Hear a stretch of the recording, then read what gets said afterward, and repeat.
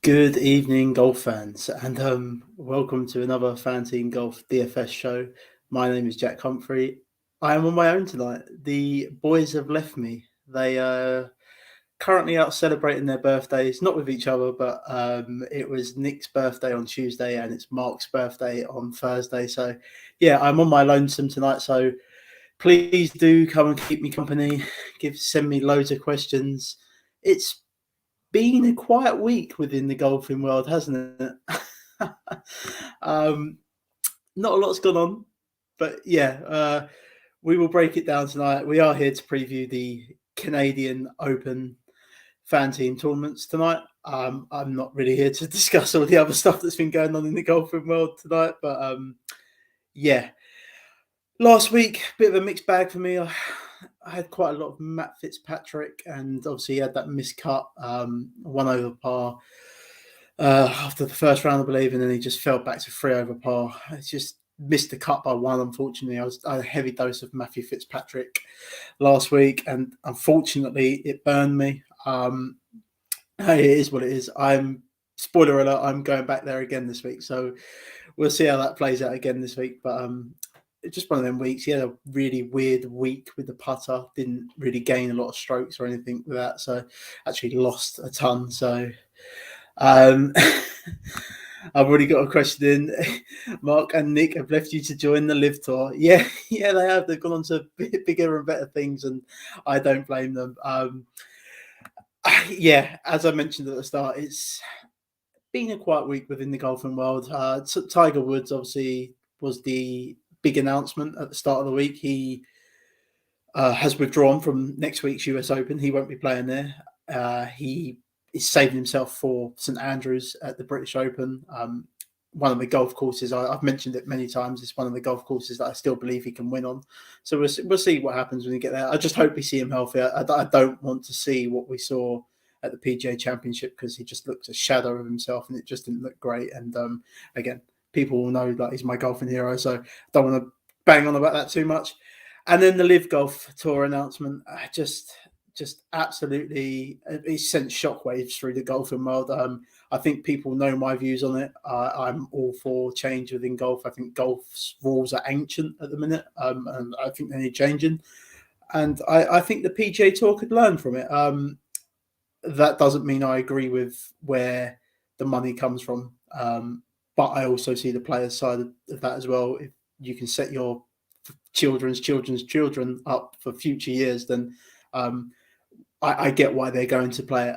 I don't agree with the money, but I am for golf changing, and I think it needs a change. But I'm not here to talk about the Live Golf event tonight. I will be doing a podcast tomorrow at some point on the Live Golf. I'm actually going to the first event at London Centurion Golf Club on Friday. I got a free ticket for that, so I'm looking forward to it. It'd be good. It'd be good to see people like DJ and Phil Mickelson play.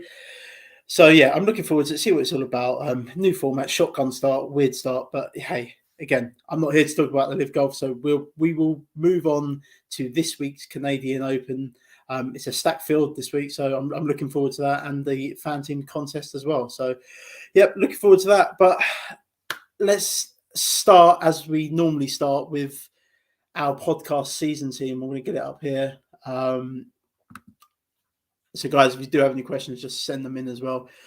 The podcast season team, actually, this week, we're not doing too bad. We've got 5 players. So we've got Rory, Lowry, Ryan Armour, Scotty Scheffler, and Austin Smotherman. within our team. They're all starting this week.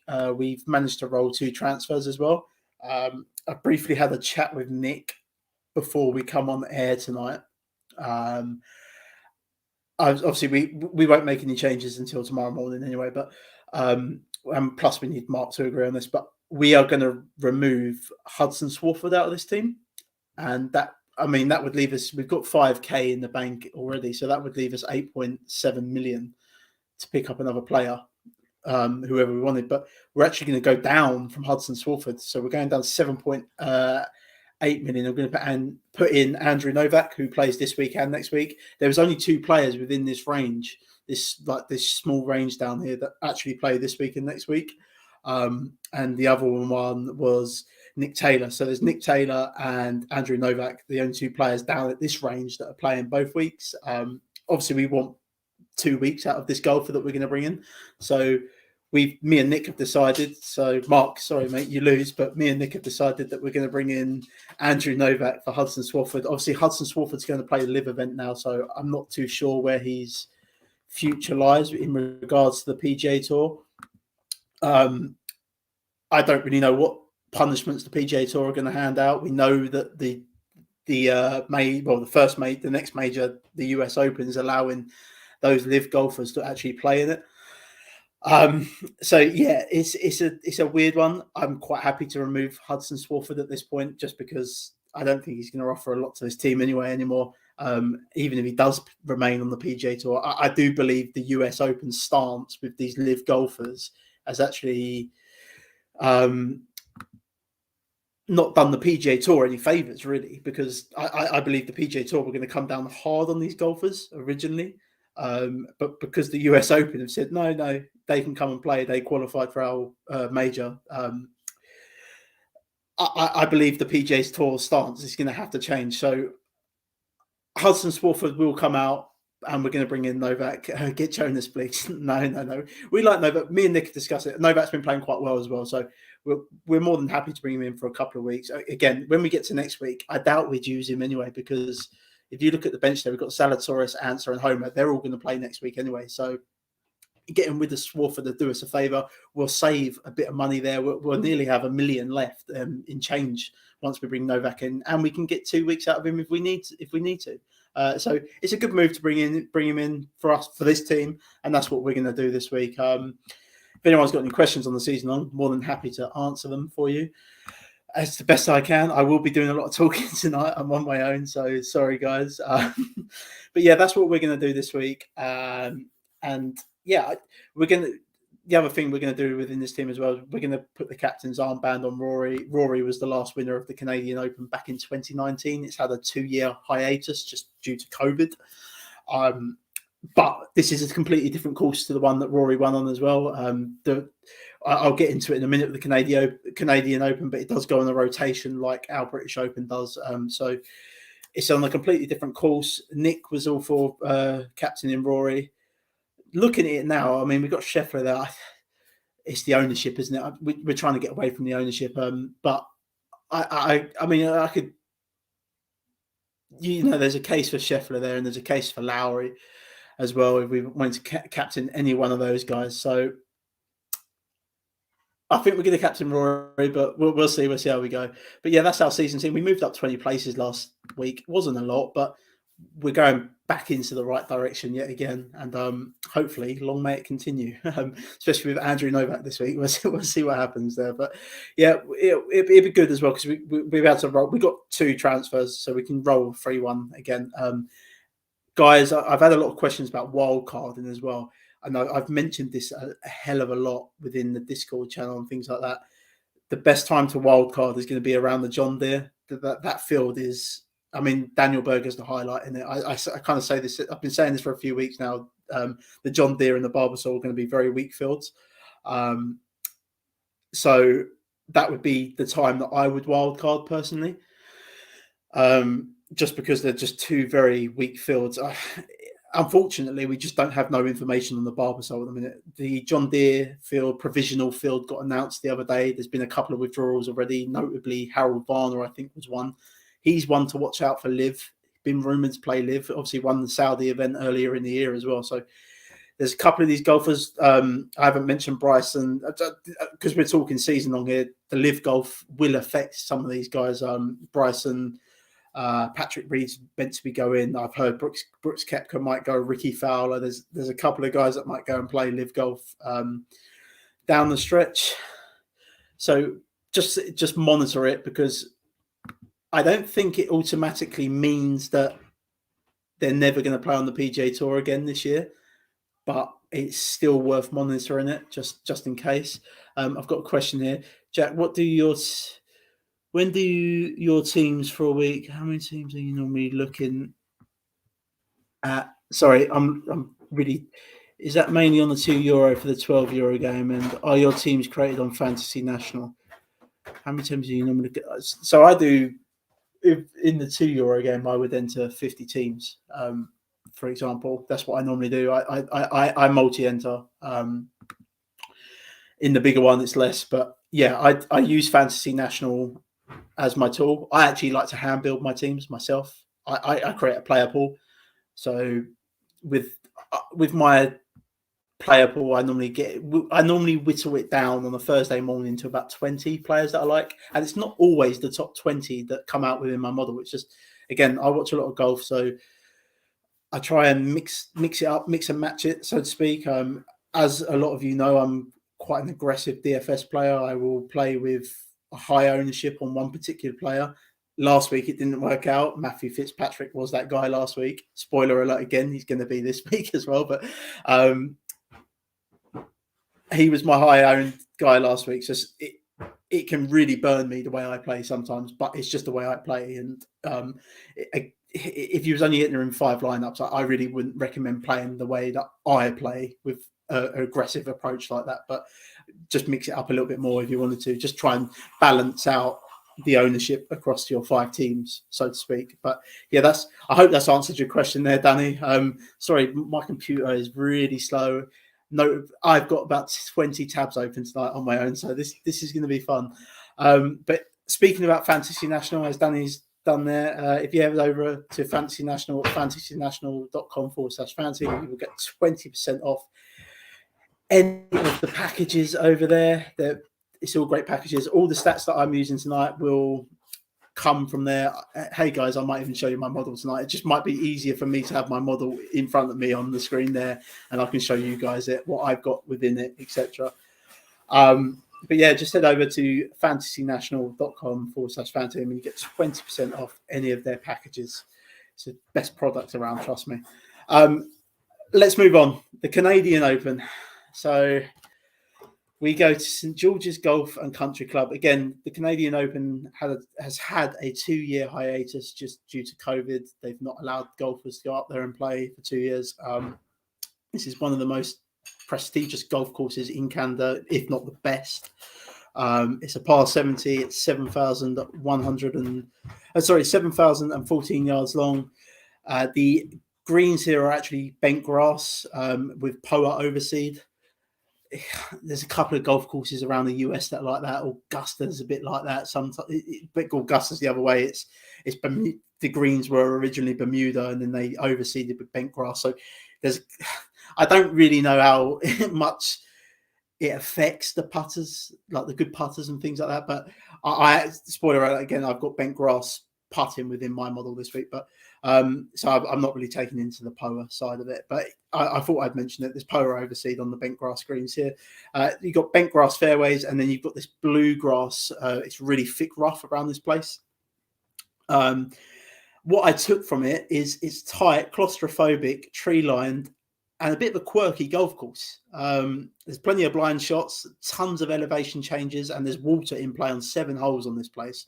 It's going to be a true test this week. We haven't had a tree-lined course like this for probably since the Wells Fargo. We haven't had a real tight, claustrophobic golf course for a while. This will be a true test this week. Small greens again. So again, when we get to the stats, strokes gained on approach, very small greens. That they were, I believe, the 9th smallest greens on the PGA Tour out of all golf courses. So yeah, very small greens here. Two of the 3 par 5s here are actually reachable in 2. So that's where you're going to be making your scoring this week. and there's a lot of long par fours on this place. There's 7 of them over 445 yards long. So, I mean, you'd be doing well to come out there with pars. The hardest hole is the 18th hole. So, what Sunday we're in for? The hardest hole is the last hole on the golf course. There could be fireworks there. Get 22.1% of bogeys on that hole. Sorry. So yeah, tough hole to end the championship with. There's the average score around this place is normally 14 under. Again, we haven't had a tournament played here since 2010. So for the Canadian Open, I mean, so it's very hard to judge like course history and things like that into this place. Again, the Canadian Open is like our British Open. It goes on a rotation, not every year. It's every 2 or 3 years, something like that. But it goes on a rotation. They have played Canadian Opens here, but it wasn't. The last one was in 2010. Hasn't really gone under any major drastic changes since 2010. There was a few bunker changes and things like that, but nothing drastic to that extent. So the average score then was 14 under. The cut is normally about 1 under. So it's a bit different. We've been seeing the over par cuts recently. We're going to get back to that 1 under mark again. And a bit different this week as well. The golfers will actually go off. I mean, they normally go off the first hole on number 10, don't they? So, but this week, the golfers are going off number 1 and number 9. And I think I may have found a little quirky way of building my teams this week. So the golfers that are actually going off 9 will start with the 3 easiest holes on the golf course. So for me, they should be 2 under at least going through those going through those holes. And I know even the guys going off 1 will eventually come to those holes and play them in that stretch as well. But it's always nice when you get off to a hot start for these golfers. You obviously get them birdie bonus points and things like that. So I'm kind of looking at that within the way I build this week. I'm going to be looking at the guys going off at 9, off the 9th hole, sorry, and probably go a heavy weight on those guys just because they're going to get off. They should be getting off to good starts. Like I say, if you're not coming out of that 3-hole stretch at 2 under par, then there's something wrong this week. I just thought it was worth mentioning. It's something I'm doing. Obviously, you guys don't have to do that, but it's just something I'm doing. I've got another question here from Danny. Sorry, Danny, my computer is just not allowing half the stuff to do. Cheers. You're welcome. Now my computer's bringing up loads of other stuff for me. Cheers. But yeah, I thought I would mention it. It's just something the way I'm going to build my teams a little bit around this week. Again, everyone will play those holes, but I just think it's nice to get off to a good start sometimes. And the weather this week, bit weird. It's kind of changed. I did my final thoughts article earlier, and it's kind of changed since then. I've just looked at it now, and it's going to be cold and wet in the Thursday morning session. And then it's meant to dry up, hot temperatures in the afternoon. And then golfers are going to go out on the softer golf course. But there is expected wind gusts in the Thursday afternoon now. Not anything drastic. You're looking at up to like 10 miles per hour. It's nothing mad. But it's changed from what I saw earlier, basically. So I don't know if the way... Again, I'm going to check this in the morning, but at the minute, it looks like the weather advantage might be the PM to AM start. But I'm going to check it again in the morning because when I looked this morning, it was an AM PM start. And to be fair, I don't know how much it's going to be. I don't know how much that's going to be worthwhile looking at, to be fair. Just because you're going to get wind, you're going to get wet and cold temperatures in the morning, and then you're going to get hot but wind gusts in the afternoon. I don't know how much of an advantage there is there at the minute. I will just be looking at that. Any tournaments that play similar to this? Yes, Danny. I'll bring my model up shortly, but yeah, TP. So you got TPC Potomac. That's definitely one. God, I'm bringing up too many screens here. TPC Potomac's the one I'm really looking at. Murrayfield, again, this golf course, I think you need to look at that. Let me bring my model up. Let's get your question off of it. FF Scope. On the flip side, there we go. let's just answer this question as well. On the flip side, those starting on one should be warmed up and the rhythm and time they come from. Yeah, sure. Yeah, everyone's got to play them holes, and they've got to go through that 3-hole stretch. I just think it's nice to get, as a goal for myself, I know it's nice to get off to a hot start. That's the only thing. It's just something I'm looking at. And I don't know if it's going to be an advantage. Just something I'm looking at personally. I just thought it would be worth mentioning tonight. Let's get my model up for this week. So I'm going to bring Fantasy National up on my. It's just going to be easier for me to work like this tonight. So again, sorry guys if I'm erming and doing all this other stuff, but I am trying to do about 20 things at once here. So Jack's model is up, and it's a big one. So you can see all my stats here. You can see who I've got at number 1, which is Mr. Rory McIlroy. So let's start at the beginning. So strokes gained on approach is my most heavy weighted stat this week at 20%. The strokes gained, it won't tell you here, but this strokes gained putting, because this is a condition model I've done on this as well. So this strokes gained putting is actually on bent grass. I've got that weighted in at 12%. Fairways gained at 8%. Proximity at 200 plus yards. What I mean by proximity is the second shot from where it's coming from.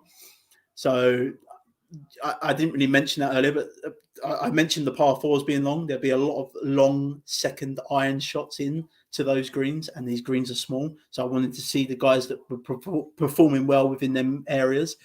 So I've got that in proximity at 200 plus yards.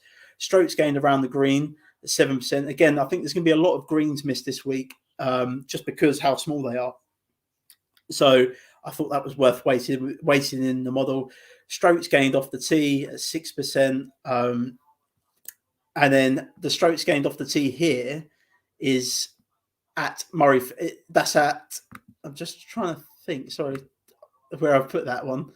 That is strokes gained off the tee at TPC Potomac. Yeah, that's you, Danny. Sorry, I was just answering your question. So I've weighted that. That's who gained the most strokes off the tee at TPC Potomac over the last 24 rounds. All of these other stats here are over the last 50 rounds. Any of the stats within specific golf courses are over the last 24 rounds for me. It's just the way I like to do it. Sand saves, very important around this golf course. Sand save. There's a lot of bunkers around the greens. They're tough to get out of. So yeah, I've weighted that within the model again this week. Proximity from 175 to 200 yards. Again, I explained that with the proximity at 200 plus yards. There's going to be a lot of long second iron shots into these greens this week. Bogey avoidance, because the scoring's, it's not hard around this place as such, but avoiding bogeys around here is going to be very handy, because you could make, again, on these par 4s being long, you could make a lot of bogeys there.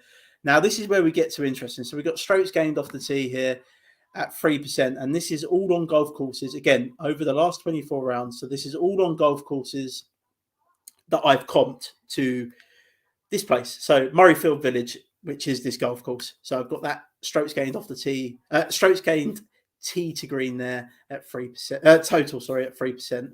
TPC River Islands is another comp course, and I've got that strokes gained total at 3%. The Valspar, I've got strokes gained there at 3% total, and Colonial strokes gained there 3% total. That's my model this week. I'm pretty sure people have a different model to me. I do go a bit mad. I just really go into depth with my model, start looking at weird stuff.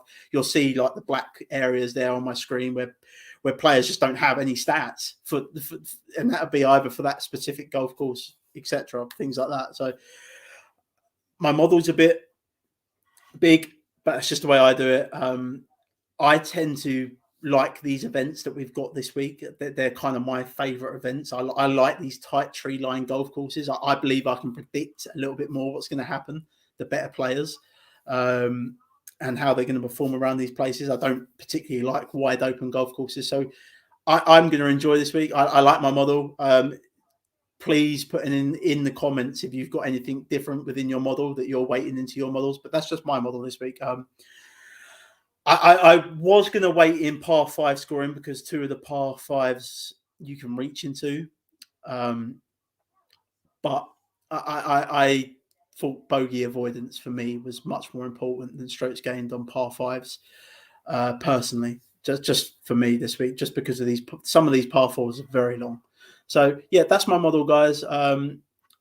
By all means, if you want to use it, use it. But I can't predict what's going to happen. All I can do is just show you, and that's what I'm using. And I give you the reasons why I'm using it this week. But let's get into the FanTeam contest, shall we? So let's stop sharing that screen and let's share another one. Again, sorry guys, there might be a couple of pauses, but I've got every screen open to man at the minute, and it's quite hard doing this on your own. I do miss my guys tonight. Is it going to load? Come on. Is it going to load? Anyway, let's just get it up on my phone for a minute. So we got 3 different entry levels this week. You've got your €2, your €12, and there's a big one at €75 this week, high roller. All obviously different prize pools, without €4,000 up for grabs in the big €12 contest. Let's start at the top, and it's Scotty Scheffler, the world number 1, Justin Thomas, Rory McIlroy, Cameron Smith, Sam Burns, and Shane Lowry. That's our top guys there within the £20 million range. Justin, I mean, you guys have seen my model there. Justin Thomas is actually number 2 within my model this week. He's just behind Rory. I mean, I've got Scotty Scheffler up there as well. Scotty Scheffler's 6th.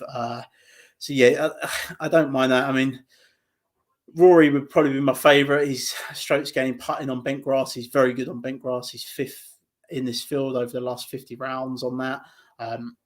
Strokes gained on the approach, he's 13th over the last 50 rounds. The proximity range that I think is important, he's 4th in that. Strokes gained off the tee, he's 1st in that as well. I'm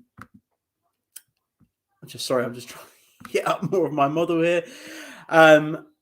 That's what I actually weighted in my model. I didn't actually share that with you guys, but it is within my model as well. I did strokes gained off the tee on courses under 7,200 yards. So I've weighted that in at 6%, and Rory's actually number 1 within that as well. So he's my favourite. I think I'll just go straight back to Rory again, to be fair. So I've got another question. I weighted in strokes gained par 5, but aside from that, mine is fairly similar, if a little less detailed than yours. Thank you, Scope. Yeah, mine's always very. I mean, if you compare mine to Mark and Nick's, mine's always just absolutely bonkers. I put so much stuff into it. I just put a lot of effort into it. I really look at stuff, and sometimes it works, sometimes it don't. I think that's the important thing. We're always learning. Danny, don't forget to mention the season long. Danny, rewind the video. I mentioned that about 14 minutes in, mate. I went into the season long a little bit with our teams. So, yeah, if you missed that, just rewind, pal. So, yeah, Rory's probably my favourite guy. He's the number 1 within my model this week. So he's my favourite guy. I don't want to spend too long on these guys. You all know about these guys at the top here. Justin Thomas, he's just fine player as well. 2nd within my model this week. Scotty Scheffler as well. I mean, runner-up last time. Obviously lost to Sam Burns, didn't he? So the top 3 guys I absolutely love. Cameron Smith's actually ranking a little bit lower in my model this week. I don't actually know why. I'm just trying to find where he is, actually. He is quite low within my model. Let's find him. So he's 21st within my model this week, Cameron Smith. Yeah, I don't really know why that is, to be fair. It's strokes gained off the actually sand saves as well that let him down. He's 70. So it's Cameron Smith is 75th over the last 50 rounds in sand saves. So yeah, that's where he's getting let down a little bit there. And he's also strokes gained off the tee. He's 71st over the last 50 rounds. So I think he's a better player at present to what he was probably 50 rounds ago. But that's probably the reason why he's ranking a little bit lower within my model this week. I don't mind going back to Cameron Smith again either. That must have been my baby week. Yeah, sorry, mate. Just rewind. Go back again. Guys, I'm really sorry if this is delayed tonight. I'm so on my own. I'm out of my depth, put it that way. I need my boys back. But yeah, Cameron Smith's down there. He's ranking a little. He's again 21st within my model this week. Sam Burns. I find it hard to. I don't know if you guys are like this. He ranks 7th he's ranked 10th within my model this week, so he's fairly high. Again, it's the sound saves that let him down. He's 84th over the last 50 rounds, so that's letting him down. But on strokes gained on approach, he's 7th over the last 50 rounds. Guys, as well, I'm not really going to talk about course history or tournament history with the Canadian Open. I mentioned it earlier. The Canadian Open's on the rotation. I just don't think it's important to look at that. And I've already mentioned to you guys the courses that I've comped to this golf course, and I've got them weighted within my model. So I'm not going to mention tournament history. It's totally pointless. Rory won it last time, but he won it on a different golf course. So it's completely pointless for me that this week. I'm not even going to bother looking at it. Again, so Sam Burns there, he ranks 10th. I find it hard. I don't know if you guys, I mean, you can mention in the comments here, do you guys find it hard to go back to golfers that have just won? I do. It's such a stupid narrative because they can go and win again, and they must be playing really well. But I mean, we saw it with Justin Thomas, didn't we? He put so much into the PGA Championship, and then he missed the cut, didn't he, at the next event? So I just think there's something there. And then Mr. Shane Lowry, who just always ranks higher within the model, like he's normally very high. Whatever I do, he's playing excellent golf at the minute. Shane Lowry, he's actually 11th within the model this week. So I would have a mixture of these guys at the top. I think my favourite is probably Rory, and then I think it's Scotty, and then I think it's Shane Lowry. That's the order that I would go with my top guys there. I mean, if you guys got anything different, let me know. Get involved. Sunday, I've been following some other golfers' DFS accounts lately, and I'm more focused around DraftKings. It appears on DraftKings that you know ownerships before tournament starts. Would you like that for FanTeam too? That's a great question. So I obviously within Fantasy National, you can look at projected ownerships on other DFS sites. I don't really want to mention company names, but you can look at projected ownerships on other DFS sites. But FanTeam's a bit different. For me, it works out completely different to the other ones on projections. I think the other ones are pretty spot on. So yeah, it's something I would like. I think it's something that our people that play on FanTeam would like. I mean, we'd all like projected ownerships, right? If we can get a little bit hedge up on the field, all I can do as a content guy myself is, I mean, I do it each week, don't I? So I did it the other week with Tyrrell Hatton. So I can give you guys that I think will be lower owned, like Tyrrell Hatton was the other week, and I went in on him. He was 8% owned or something like that, very low owned. In that field, I can't remember what field that was actually. That might have been the PGA Championship. I'm not entirely sure. Cannot remember off the top of my head, but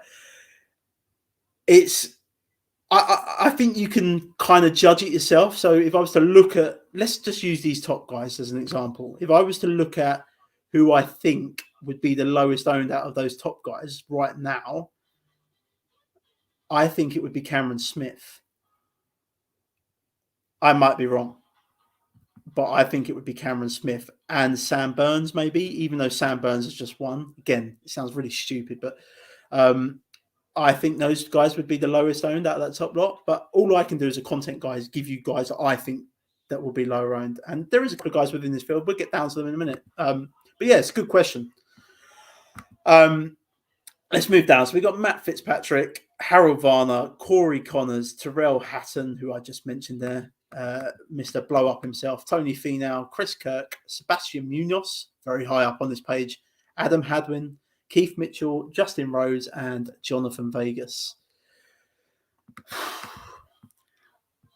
I mentioned it already. I am all in on Matthew Fitzpatrick again. Now, me mentioning that will probably drive up his ownership yet again. The last time he missed a cut, I mentioned this earlier in the Final Thoughts article, he missed the cut of the RBC Heritage, which does give me a little bit of room for concern because I wouldn't call this a crazy comp course to the RBC Heritage, but there is similarities like with the tree line fairways and things like that. But he did miss the cut there. And then the week after, he comes second. So I'm willing to go back there with Matthew Fitzpatrick. He lost 7 strokes putting last week. That's just not how it's not sustainable. It's not something that I personally don't think that would happen again. I don't think we're going to see a repeat performance of the putting. He missed the cut by 1. He gained strokes everywhere else except putting last week. So if he just returns, this is kind of how I approach Showdown. This again, I want to do a couple of process DFS pods down the line, but this is how I approach Showdown. I look at guys that gain strokes everywhere except putting the day before, and then I try and project them to come back to the baseline with their putting. And if they do, then they should do well. And that's what I'm thinking with Matthew Fitzpatrick this week. As long as he comes back to that baseline or anywhere near it, he should have a good week. I'm betting him as well. I think he could win this tournament. I'm back in. And again, I've probably drove up his ownership by mentioning it now, but I thought he would go lower owned out of the top again this week. I mean, people would just go to Lowry over him, for example. For me, I think I'd just plug in Fitzpatrick personally. I'm just willing to go back there and take that risk again. I like Varner. I like Connors. They rank highly within my model. I don't really want to get too much into the players there, like really, like where they're ranking. But those guys rank highly within my model. Tony Finau is an interesting one because he's ranking 3rd within my model this week. But he has been bad this year, Tony Finau. Like miscuts, just miscuts everywhere. And just, yeah, it just doesn't look right to me. But look, last time, 4th. Okay, so I was doing him a discredit there. I actually thought he'd miss more cuts than this. The last miscut he actually had was at the Players' Championship. So I was doing him a discredit there. So maybe there is a good reason he's ranking number 3 within my model this week. You want to talk about low owned? Tony Finau might go low owned this week. That's someone else there that might go low owned. I will certainly be going back there. I think now I've seen that. I actually did not know he come 4th at the Charles Schwab, but there we go. He was 2nd in Mexico as well. Maybe he's finally finding something. There's a reason why he's ranking 3rd within my model. It's the proximity range. He's 2nd in the field over the last 50 rounds. So you like to see that. He's 8th in the field on strokes gained on approach. Strokes gained on approach is really key this week for me. I mean, it is always, but yeah. And then he's 4th within the strokes gained off the tee in courses less than 7,200 yards long over the last 50 rounds as well. So, yeah, maybe we go back to Tony Finau. I think those two would be good options to go back to as low-owned players, Fitzpatrick and Tony Finau, personally. Again, I probably drove up the ownership. We'll see. Adam Hadwin, he played well last week. I actually thought he was on a bit of a decline. I thought we'd sort of had the best out of him because he had that nice stretch, didn't he? And then he missed the cut at the Byron Nelson. Again, I don't really take too much into account of the Byron Nelson. I've mentioned about it before. The cut was 6 under. It's a putting contest. Like it's just, yeah, it's a silly event. I don't think there's much to take into account from it, to be honest. But 18th at the Memorial last week. I know he gained strokes everywhere last week, Adam Hadwin. So I don't mind Hadwin. Obviously, Canadian as well. You've got to take that into fact. The thing with Corey Connors, actually, just I will mention it. I don't mind Connors. I will play him as well. But it's never really done well in Canada. Just something to mention. I will most certainly be playing him, but he's just never really done well in Canada. And then we'll move down. Keith Mitchell ranks quite highly again, but we know what we get with Keith Mitchell. It's a boom or it's going to be a miscut, isn't it? We know what we're going to get there. He's ranking high within my model, but I mean, the last 3 cuts he's made, so that's a good sign. I'm just trying to find where he ranks. So he's actually 19th within my model. It's quite nice. Strokes gained putting on bent grass is his key one there. He's 7th in the last 50 rounds out of this field. Strokes gained off the tee, 2nd out of this field over the last 50 rounds, and then strokes gained off the tee in courses that are 7,000 or 200 yards or lower. He's 5th in the last 50 rounds on that as well. He's red all over those comp courses though, so that might be a worry for me this week. Again, I will probably have a few shares of Killer Keith, but there is a reason that I called him Killer Keith. he will destroy your lineup in a heartbeat. The other guys I like, I could spend all day on page 1. You like all the guys pretty much on page 1 most of the time. I like Tyrrell Hatton as well. Again, I just think Tyrrell Hatton's low-owned player. A lot of people don't like playing him because he can have that absolute blow-up round. But, I mean, he's made every cut he's played on the PGA Tour this year. There's just not much to like there. Like, this course should set up nice for Tyrrell Hatton as well. So you just have to have that in the back of your head that he can blow up at any point. And we've seen it. So let's move on to page 2. I know some of you guys want me to try and get a couple of cheaper guys in. So I don't really want to spend too long on page 2 now. I'll reel off a couple of the guys that I like, and then I'll reel off a couple of the cheap guys, and we'll do a couple of team builds. Again, this is quite hard to do on your own when you've got multiple tabs open. So Sahith Theegala at the top there, 17.2 million. Mackenzie Hughes, Brandon Todd, Rasmus Højgaard, Aaron Rye, Max Hubert, Cameron Champ, Adam Long, Patrick Rogers, JJ Spawn, Nick Taylor. Mentioned him earlier, didn't I, in the season long. Dylan Fratelli, Dean Burmeister, Martin Laird, Tyler Duncan, Austin Smotherman, and Alex Smalley. What I will do is I'll just give you the guys that I like, and I'll try and get a couple of stats up for a few of these guys. So I like Theegala at the top there. Don't mind him. It's certainly going in my team. I like Aaron Rye. Aaron Rye gained a ton of strokes last week. I'm just trying to think where he finished last week, but he gained a ton of strokes with a putter last week. He come 26th at the Memorial. What I like about Aaron Rye is he's really good with these long irons. So if he can bring that putting form with him this week, then he could certainly contend yet again at another tournament this year. So I like Aaron Rye. Cameron Champ, you want low owned, Cameron Champ will be low owned. But again, he's like Keith Mitchell, will boom or bust. I will have a share or two of Cameron Champ because if he booms, he can boom. He can win the tournament if he booms. But he can also destroy your lineup completely. I like Martin Laird. These are all guys that are just ranking high within my model now. So I like Martin Laird as well. I'm just going to get his stats up where he's been finishing as of late. Looking at his recent form, he was 37th last week at the Memorial. Again, I'm throwing out anything to do with the Byron Nelson. I'm just throwing it out because it was a putting contest. So he's 37th for the Memorial last week. He's actually ranking within my model. Let's just find him. He ranks 14th within my model. Fairways gained. He's 4th in this field over the last 50 rounds. Bogey avoidance, he's 11th in this field over the last 50 rounds. Strokes gained on the approach, he's 20th. So he's popping in the right areas. The only place he's losing strokes, Martin Laird, this is on the putting surface on bent grass, which, yeah, could be a worry. But he's 121st over the last 50 rounds on strokes gained putting and bent grass. So, yeah, not what you want to see, really, but he's someone that I do like this week, again, ranking high within my model. And the last guy is actually Mark will love me here. It's Mr. Austin Smotherman. I'm going to go back to Austin Smotherman again. I talked him up in my article earlier. He's actually gained strokes on approach in all 9 of his last 9 events. So easy for me to go back to Mr. Smotherman again this week. He ranks 24th within the model.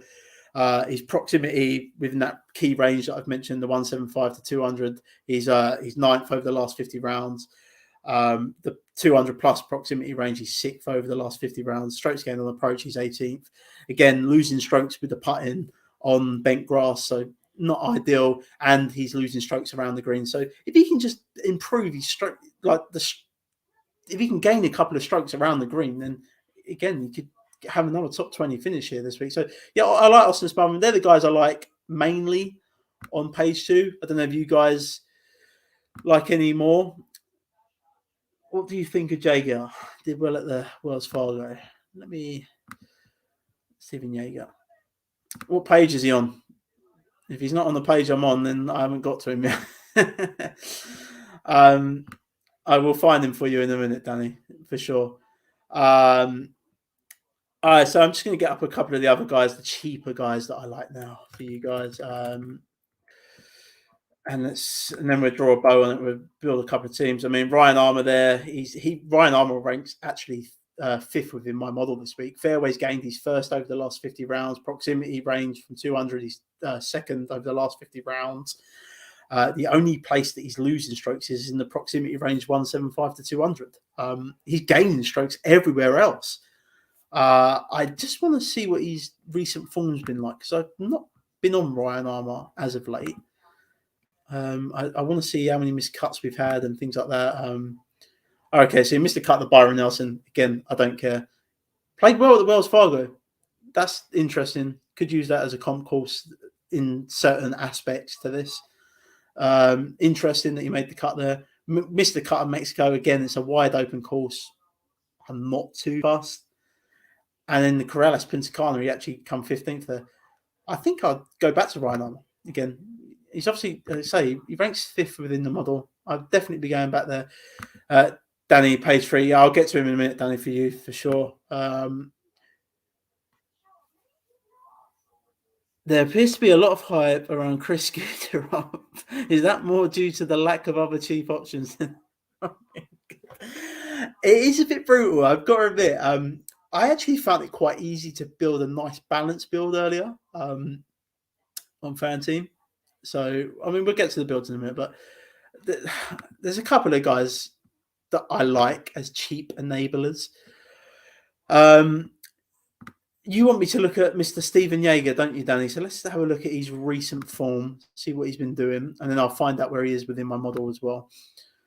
So he missed a cut at the Charles Schwab. Annoying. Byron Nelson, he was 38th, but I don't care about that event anyway.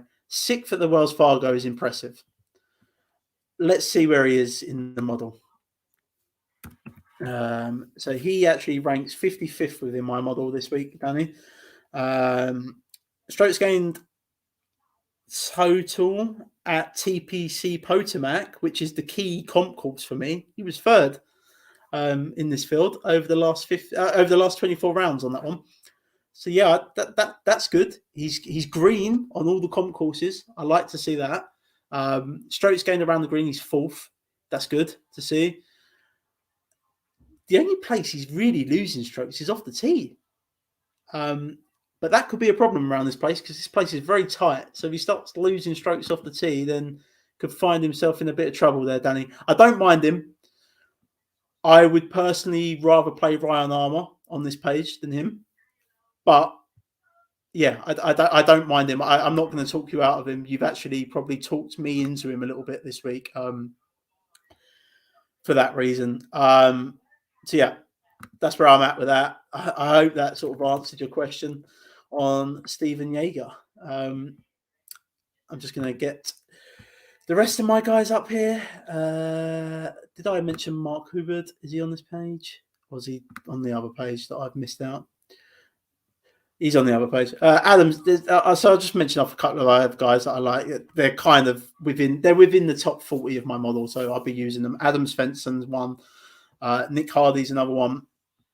JT Poston's another one. And who else we got up the top here? Mr. Grillo's another one as well at the top there. So that's on that page.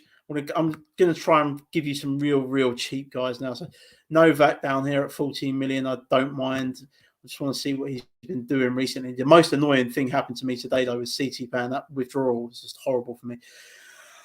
So Novak missed the cut of the Wells Fargo. You don't like to see that. Byron Nelson we throw out. Mexico he was 15th. Valero, yeah, maybe I don't like him as much now. He seems to be one of these players that misses a cut, makes a cut, misses a cut. So maybe I might have to rethink the season long with Nick a bit later. We'll have a look at that later. I thought he'd actually been playing a little bit better than that, Mr. Novak. So yeah, I like Luke Donald. Luke Donald's actually popping within my model. He seems to have regained a little bit of form. He's just someone I keep betting at the minute to make cuts. Like I know he missed the cut of the Memorial and the Byron Nelson. He was always going to miss the cut of the Byron Nelson. It's just Luke Donald is not going to get to 6 under to make the cut. He's just not an event that he's good at. 40th at the Charles Schwab, which was fine. 25th at the Wells Fargo. Nice to see that as well.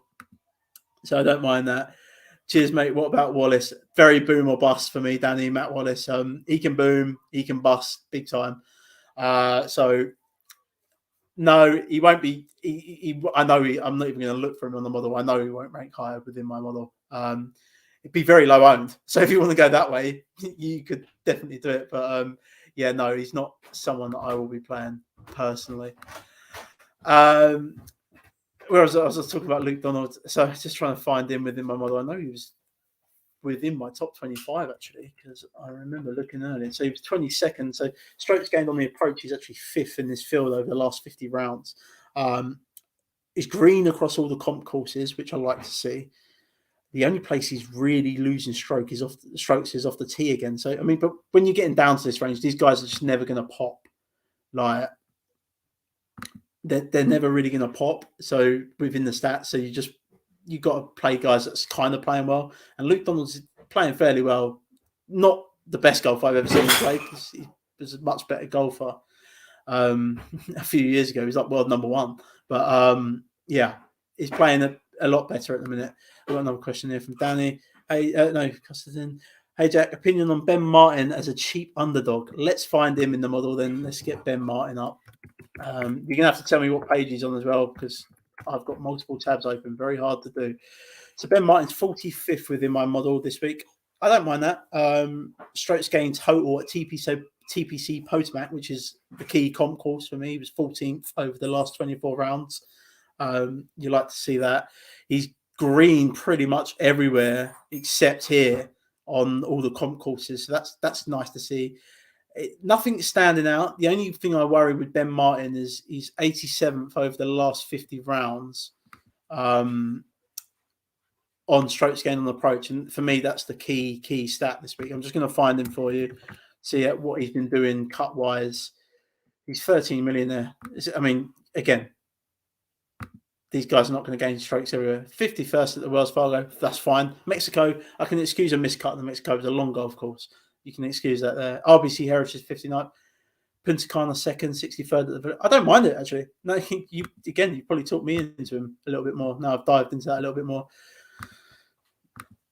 Cheers. Yep, I've got him there at 13 million. That's all good.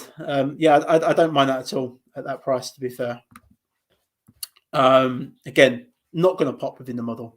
These guys down here now are not going to pop within the model. It's a shame that like people like Pat Perez have pulled out of this event because they were cheap enablers that I would have definitely got to. Just trying to find a couple of others down here for us maybe to have a quick look at. Carlos Ortiz, very good Mexican player, very good with his irons.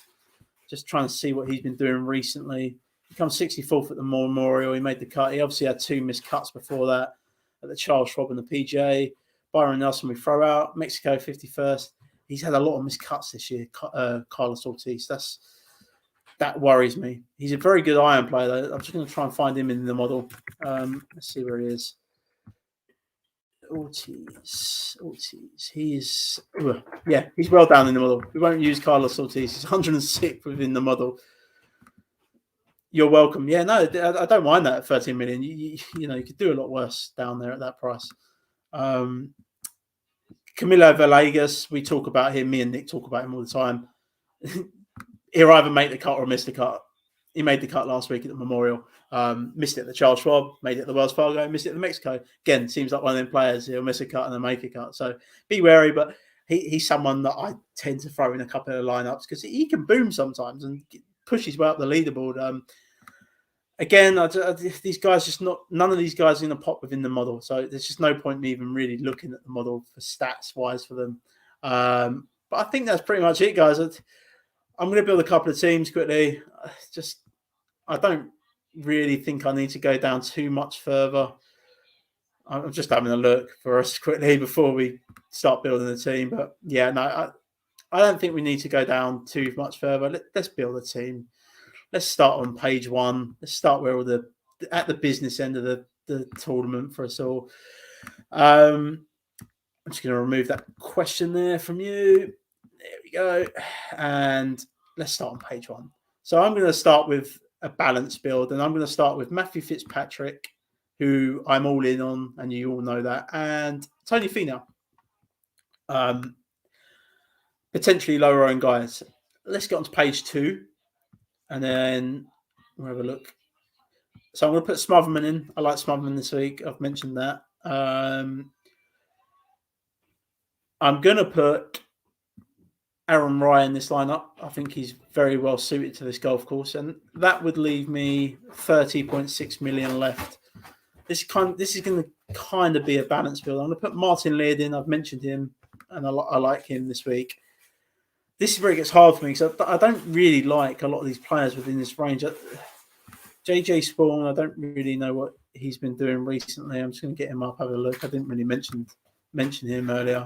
A ton of missed cuts, not playing particularly well. I don't want to stick Cameron Champ in this lineup either. Not actually, I can't. So that's fine. Nick Taylor's an interesting one. Let's just have a look. So he made the cut of the Charles Schwab, but he's missed a ton of cuts before that. And he's obviously made the Wells Fargo. I'm just going to look where he is within the model quickly. I don't really like leaving money on the table too much anyway. Nick Taylor, he's 44th within the model, so he's not really high either. Let's go down to page 3, and then I might be able to get off Finau actually and go up to one of the other guys. So let's put Martin Laird in because I like Martin Laird. Let's go down to page 3, and let's put in Ryan Armour in this lineup. What does that leave me there? 900k. Let's take Finau out and see what I can get back up to on page 1. See, it puts me within that range, doesn't it? The only other thing I could do would be to remove Matthew Fitzpatrick out of this lineup, but I want Fitzpatrick within the lineup, I think. So I think I'm just going to leave that 900k on the table. There is nothing wrong with doing that, by the way, just leaving money on the table. Nothing wrong at all. That would be kind of a balanced build that I like this week. I think that's a fairly decent balanced team across the board there. More questions here. All in on Blixt. I'll build a lineup with Bleaks for you. There you go, son. I'll build a lineup with Bleaks for you. And maybe Long. Yeah, no, I like what I've done there with that team. That's a balanced build. I quite like what I've done with that team there. Let's go for a real top-heavy one. So let's stick in Rory, and let's go for Scheffler. Let's really go for it. And let's stick Ben Martin in down there at the cheap range at 13 million. See what that does for us. So 43 million, that leaves us left. I think we're going to have to go back to page 3 or 4. Let's have a look on page 4 quickly. Hank the Tank there, obviously. All right, let's stick Luke Donald in this lineup. I think Luke Donald will make the cut here. And that leaves us 29.2 million. So let's go back to page 3. And let's stick in...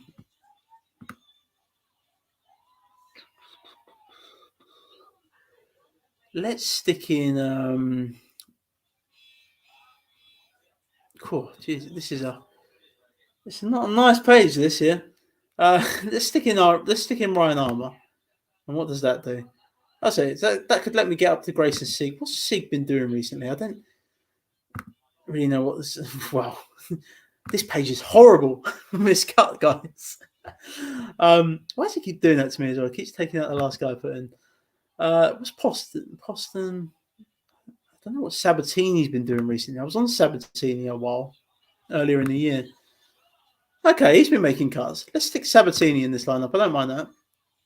So Sabatini and Armour. Let's stick those guys in. I don't mind that at all. It's a very top-heavy build there with McElroy and Sheffield. I don't mind that. That's a bit of a stars and scrub one.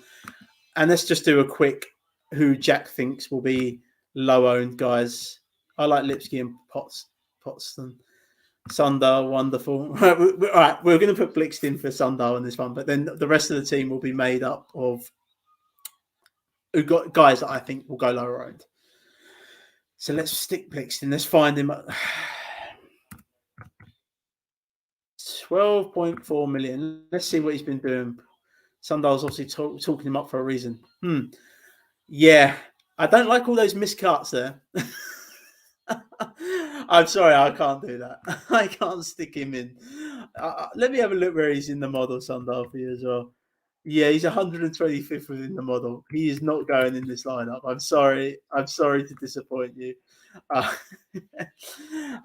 Let's build a bit of a low ownership team here, and I'm going to start it off with Cameron Champ. I think I do think Cameron Champ will be low owned.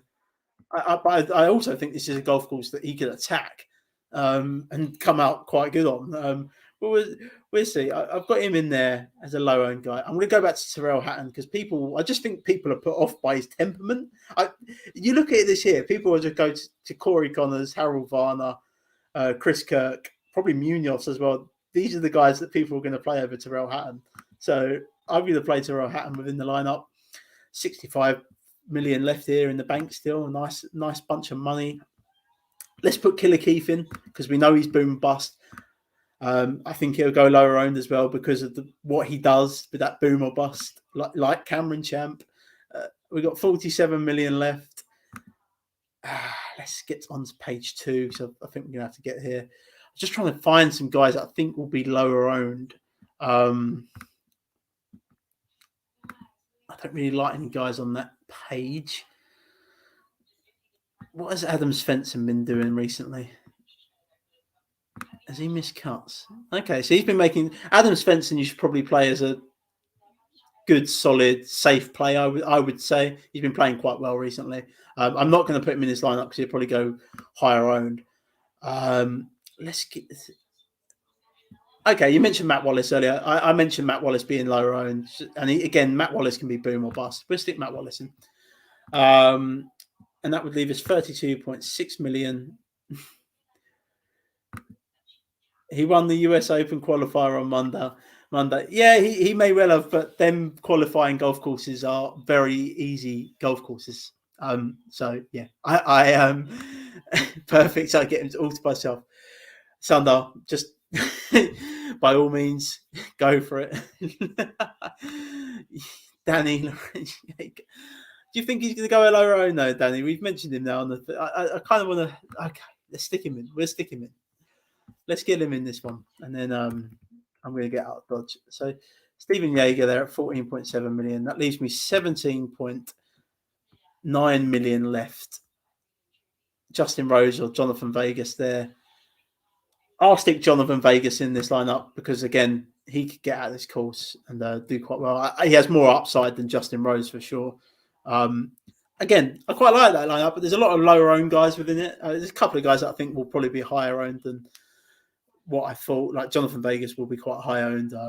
Keith Mitchell might be. I do think Tyrrell Hatton will be the cheap enabler again. Not the cheap enabler, the guy that will be lower owned because people just will look around him and see the likes of Corey Connors, Harold Varner, Matthew Fitzpatrick, Chris Kirk, Sebastian Munoz, Adam Hadwin. They'll see them guys around him and go, yeah, I'm just going to play those guys. I'm quite happy to go back to Hatton. He hasn't missed a cut on the tour all year. So, guys, I hope that was okay. It was long time to talk for just me on my own. I hope I've done okay with it. But yeah, thank you for joining me, everyone. Thank you for the questions. If you're new to FanTeam, just go to FanTeam to sign up at fanteam.com.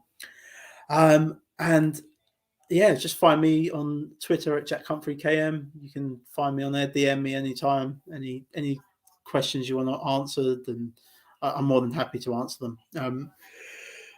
But that's it this week, guys. Enjoy the Canadian Open. I will be at the Live Golf event on Friday. I will make sure I take some photos, send them across, etc. An exciting week of golf awaits. Hopefully, the bad news and bad press and things like that all dies down now. You are welcome, Danny, anytime. I do enjoy talking golf.